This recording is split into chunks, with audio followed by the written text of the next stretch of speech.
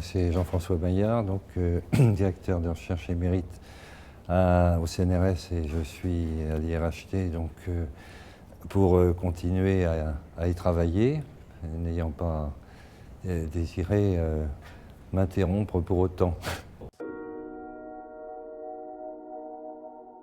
En ce qui concerne mes centres d'intérêt pour ma recherche, et depuis les origines en quelque sorte, je vous dirais que j'avais au départ plutôt une vocation d'archéologue et que je l'ai un peu réalisé autrement, à travers les textes, et pour essayer de retrouver dans des formes de civilisation plus anciennes des éléments de réflexion pour la période où nous sommes actuellement, et que je ne pensais pas qu'il y avait opposition entre les deux, et que pour comprendre son époque, il fallait aussi se retourner vers d'autres époques, un peu comme justement ont fait les humanistes, et c'est ça qui m'avait attiré à l'humanisme.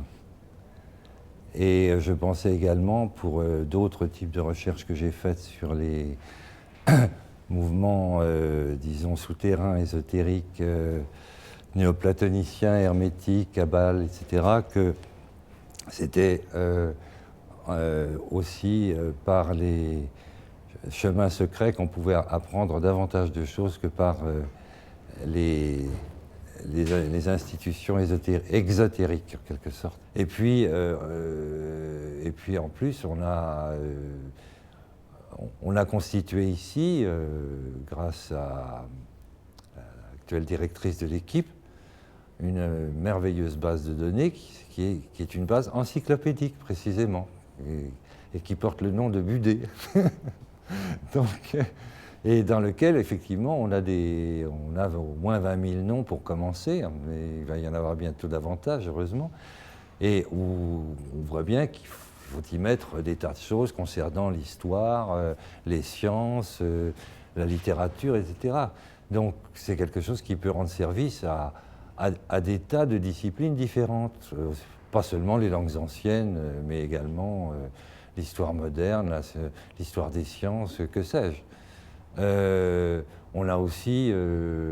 On développe aussi des moyens pour identifier les personnages, identifier leurs mains, identifier les encres qu'ils ont pu utiliser en marge des manuscrits, parce que c'est très important de savoir ce qu'ils ont lu, comment ils ont lu les textes qu'on a retrouvés, et dont on ne sait pas toujours qu'ils ont appartenu à des personnages importants dans les bibliothèques, et parce qu'ils les ont annotés, éventuellement pour des rééditions, donc ça fait partie, c'est très important. On a justement un texte de Budé qu'il avait copieusement annoté pour une réédition d'un de ses ouvrages qui a eu le plus de succès, qui est le DAC.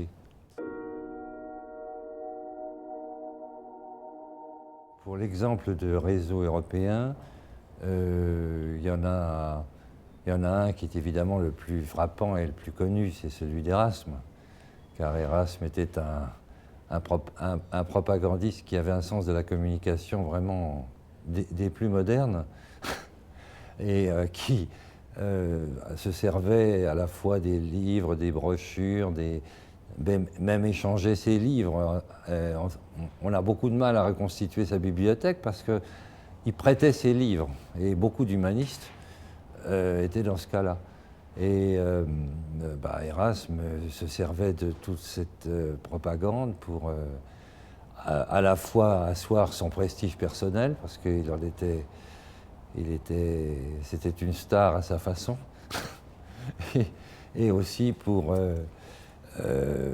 diffuser ses idées. Je veux dire, c'était un excellent journaliste à ce point de vue-là.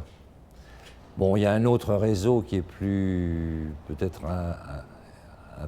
enfin, à peu près du même calibre, qui est celui de Guillaume Budé, en France. D'ailleurs, il a essayé en vain d'attirer Erasme en France.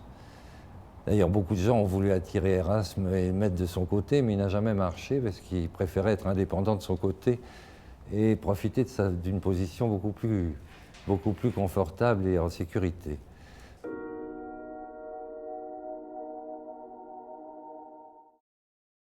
Mais je pense que la réponse, elle est très simple. Il a été nécessaire pour le développement des différentes sciences d'en faire des disciplines séparées. Et maintenant, on s'aperçoit que ça nous amène à une impasse. Or, évidemment, on est parti de l'humanisme qui, lui, ne faisait pas de séparation entre les disciplines, et c'est précisément l'encyclopédisme qui caractérisait le savoir humaniste. Il ne faisait pas... si je puis dire, il avait compris instinctivement ou inconsciemment ce que on dit toujours qui est nécessaire à la recherche. Les vraies découvertes se font à l'intersection des disciplines et jamais dans une seule. Alors l'encyclopédisme humanisme n'est évidemment pas une notion qui est inventée par l'humanisme, puisqu'elle existait. Les encyclopédies médiévales sont extrêmement nombreuses, mais c'est typique, si je puis dire, de la transmission ou du caractère novateur de l'humanisme, c'est qu'il emploie les mêmes mots, mais il y met autre chose dedans.